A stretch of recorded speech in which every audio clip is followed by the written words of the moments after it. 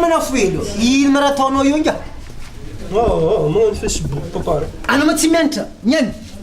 Sabotsiko niany hianatra an'ino ndraiky. Sabotsy Efa ty zaragny siana ôlo fô.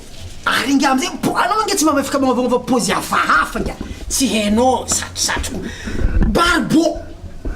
Anao nga barbo raha ataonao nga e. Mba magnova pôzy anao fa tsy magnan'io fô. Oui mami. Anao mandeha à l'église mare. Za tsisy chemise. Anao raha ataonao zay? Barbo fô volamezana anao za dépense zany anaovana pôzy tsy alagny magnan'ity fô. Vanga chemise ko za mandeha mivavaka edy za mare rô. Bon, vidianako anao mandeha à l'église anao mare. Zegny. Ok, tsy magnino zay. Ndeha mivavaka za mare. Regny boka zegny. Za avake miboaka igny za fa mizaha zegny.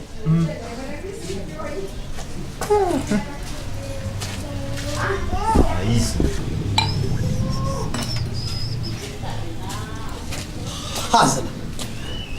Mana filho. Ino raha ataonao ty nga? Karakopa.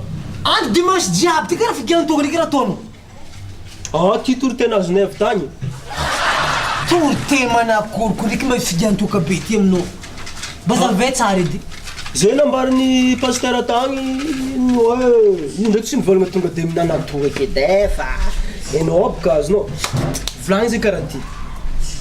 Mifankatiavanareo izy. Zay toro-tena edy. Ino mifankatiavagna amin'ny toka? Fankatiavanareo izy de itiavany fahavalonareo izy. Azonao zay? Karaha ty papa fahavalana izy ty e. Zay mangoko azo. Za amizay volaniko mety amina raiky zegny. Za miala avy aty tiako fahavalona. Zay fazao toro-ten'ny pasteur tamizegny ao. Tsy hoe zay fazahoaka azy fa zegny ko raha marigny fahavalontsika ty papa. Za zany nividy chemise taminao zegny andeha higianao toka zegny ny antony. Andeha hivavaka. Piche!